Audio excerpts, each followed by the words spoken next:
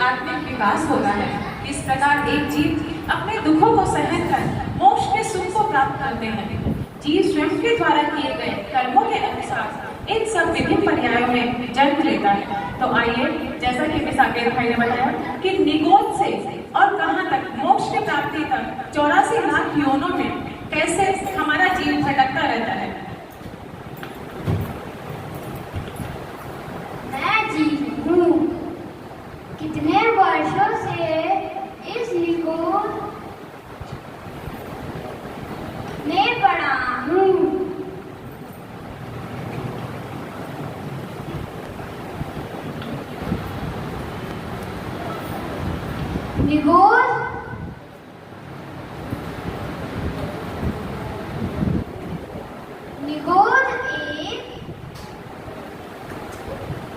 निगोद एक ऐसा जीव है जिसमें प्रियाय जन्म लेते ही मोक्ष हो गई।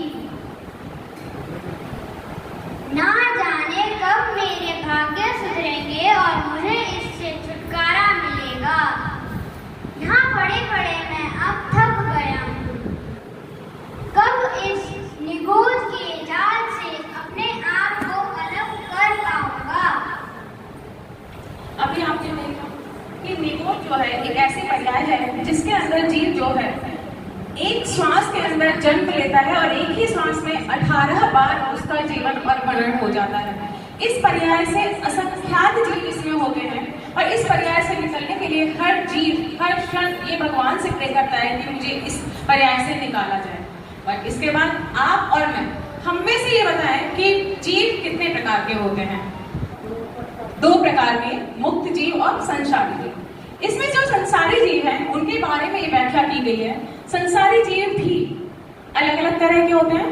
उनमें से एकंद्रिय जीव और बहुइंद्रिय। एकंद्रिय जीव जो है उसके अंदर 5 प्रकार होते हैं और ये 5 प्रकार ये छोटे छोटे बच्चे आपको एक्सप्लेन करेंगे।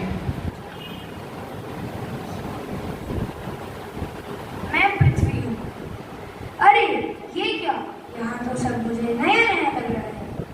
यहाँ तो कितने सुंदर सुंदर पत्थर हैं, लेकिन यह मेरे शरीर पर आघात क्यों हो रहे हैं।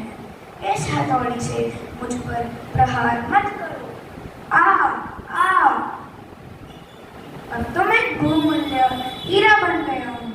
किसी के भी पुस्तक को शोभायमान करूँगा, लेकिन अब लगभग 22,000 साल इधर ही रहना पड़ेगा। ये था पृथ्वी का जीव। इसमें भी जीव होता है, लेकिन ये एक इंद्रिय जीव है और इसके भी यही व्यथा है कि मैं कैसे मोक्ष जाऊं। मैं एक जलकार जीव हूँ। मेरी एक एक बूंद में हजारों जीव होते हैं। कुछ लोग मेरे साथ अच्छा व्यवहार करते हैं, कुछ लोग बुरा। अच्छा व्यवहार करने वाले लोग मुझे अच्छे से पीते हैं, मुझे बहाते नहीं हैं, और जो मेरे साथ बुरा व्यवहार करते हैं वो मुझे नालियों में बहा देते हैं और मेरे साथ बहुत बुरा व्यवहार करते हैं। हे भगवान, मुझे इस जन्म से छुटकारा दिलवाइए। अब मैं यहाँ और नहीं रह सकता। एक छोटा सा बच्चा आपको बता रहा है कि जल की एक बूंद में असंख्यात जीव होते हैं। आप अगर एक बूंद भी वेस्ट करते हैं तो कितने जीवों की हिंसा होती है और आप पाप के भोगी होते हैं।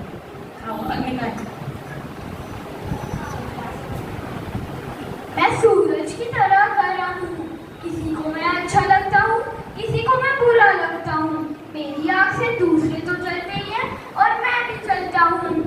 मुझे बहुत दर्द होता है। ना जाने कब मुझे इस शरीर से छुटकारा मिलेगा।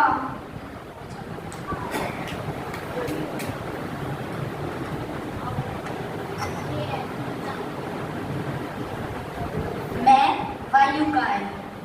अरे भाई, कहाँ जा रहे हो? मैं भी तो एक जीव हूँ, बस तुम्हें दिखाई नहीं दे रहा हूँ। मेरी काया अदृश्य है।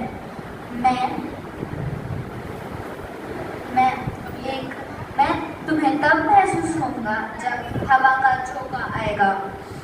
मैं चंचल हूँ, कभी यहाँ कभी वहाँ। लोग मुझे गर्मियों में पसंद करते हैं, ठंडियों में मुझसे घबराते हैं।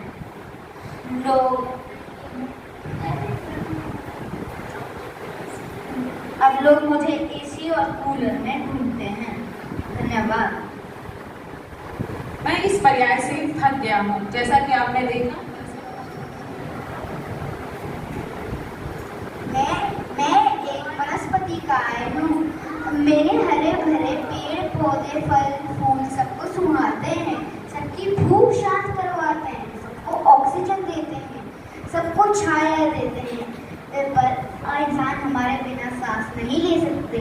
पर मैं नष्ट हो रहा हूँ, जंगलें नष्ट हो रहे हैं, पर इंसान को यह नहीं पता कि इसका परिणाम तो भुगतना ही पड़ेगा।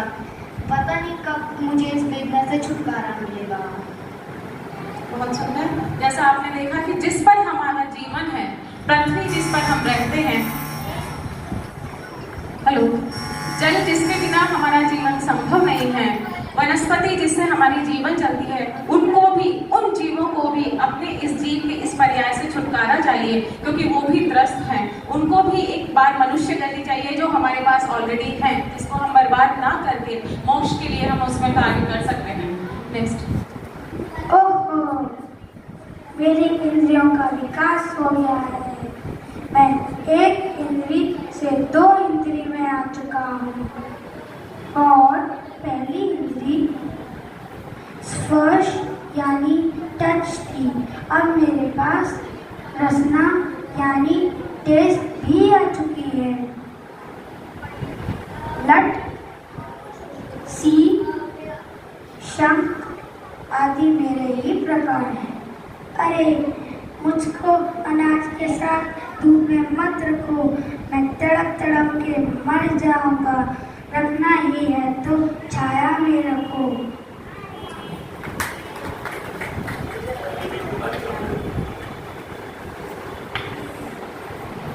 मैं त्रिइंद्रिय जीव हूँ।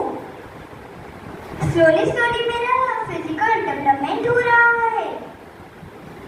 स्पर्श इंद्रिय, रसना इंद्रिय के साथ साथ अब मुझे घ्राण इंद्रिय भी मिल गई है।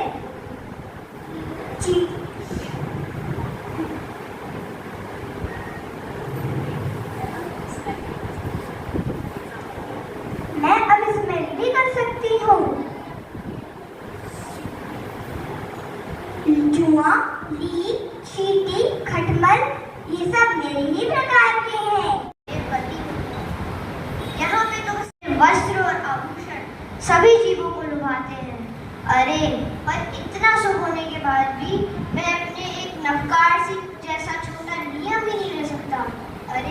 अरे, वह दिन कब आएगा जब मैं मनुष्य बनकर भगवान की पूजा करूँगा, भगवान की आराधना करूँगा और मनुष्य बनके मेरा मोक्ष जाने का रास्ता खोलूँगा।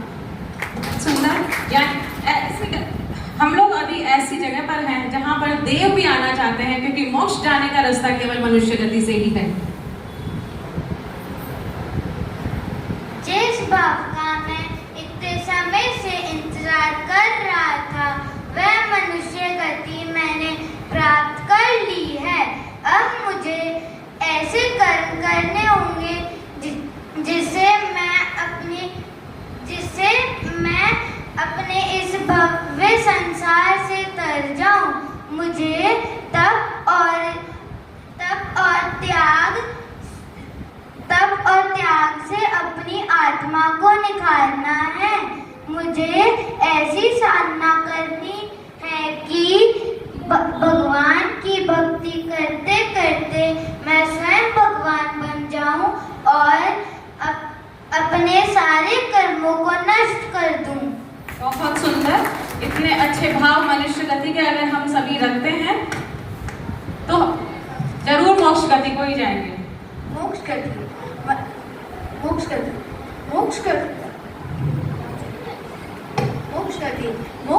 का अर्थ जन्म और मृत्यु के चक्र से मुक्त होना है। आखिर अष्ट कर्मों को खपाकर मैंने मोक्ष की प्राप्ति कर ली। कितनी शांति है यहाँ। न भूख, न प्यास, न जन्म, न मरण, न भूख, न प्यास, न जन्म, न मरण, न सुख, न दुख। इस परम सुख को पाने के लिए ना जाने कितने भव दुख भरे बिताए। मैंने अपने लक्ष्य में सिद्ध गति, सिद्ध शिला को प्राप्त कर धन्य हो गया हूँ। बहुत सुंदर प्रस्तुति के साथ अब हम देखते हैं कि तो आपने देखा जीव का जन्म उसके द्वारा किए गए पाप और पुण्य के अनुसार विभिन्न गतियों में होता है। प्रचुर पाप का फल नरक गति, तो कम पाप का फल त्रियंश गति में ले जाता है। वहीं प्रचुर पुण्य का फल देव गति और कर्म पुण्य का फल मनुष्य गति में ले जाता है। तो आप सभी ने देखा कि ये सभी कर्मों का खेल है। यदि जीव सार्थक प्रयास करे, अभी आप लोग रुक जाइए, वो बैठा लेंगे, आपको बैठा लेंगे। तो आप सभी ने देखा कि ये सब कर्मों का खेल है।